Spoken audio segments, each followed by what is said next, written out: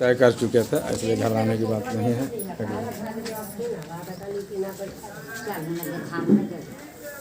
आप कब आए? बस आपके पीछे पीछे हम आपको ही जा रहे थे तलाश करने, तो मालूम हुआ कि यहाँ एक ऐसा हादसा हो गया। हम चलते हैं, देख लेते हैं।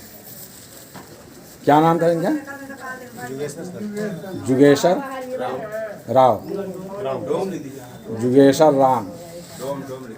यहाँ पे ये कुर्था के में कुछ काम करते थे यहाँ हॉस्पिटल में?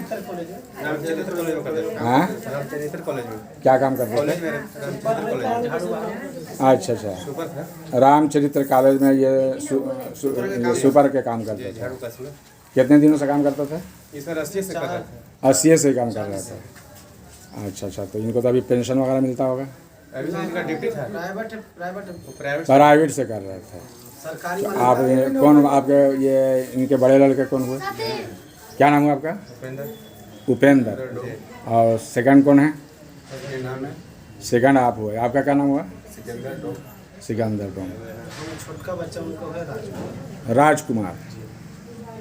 ठीक, बहुत अच्छा। चलिए, आप लोगों को भगवान शांति दे। इनका जो क्रियाक्रम है अपना सही से अंजाम दीजिए, है ना। इनका अपना टाइम पर गए हैं, इसलिए ज़्यादा आप लोग रोना धोना मत कीजिएगा, है ना।